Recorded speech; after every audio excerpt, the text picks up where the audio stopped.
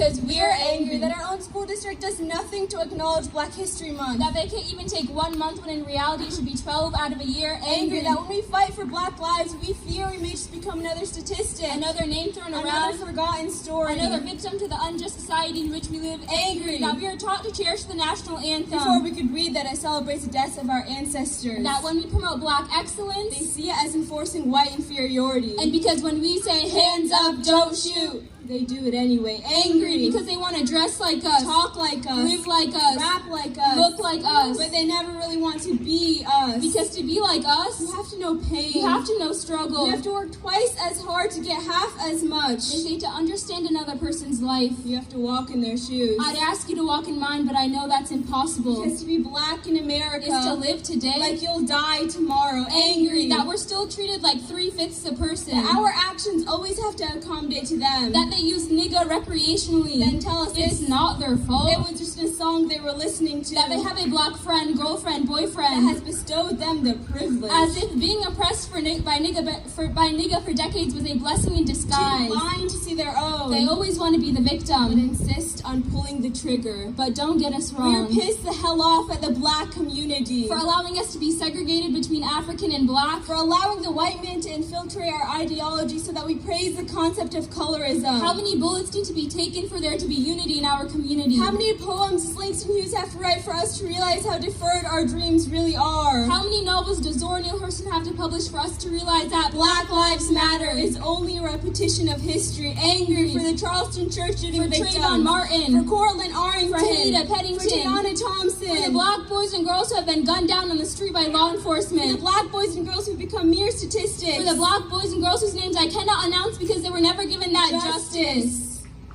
Angry because when we say Black Lives Matter, they don't say it back. It's time to turn the page. MLK has a story. Malcolm X has a story. Langston Hughes, Zora Neale Hurston, they have stories. All of our late brothers and sisters have a story. Now it's time for us to write our own. Because when no one else was there for Black people were there for Black people. But what do we know, right? We're just some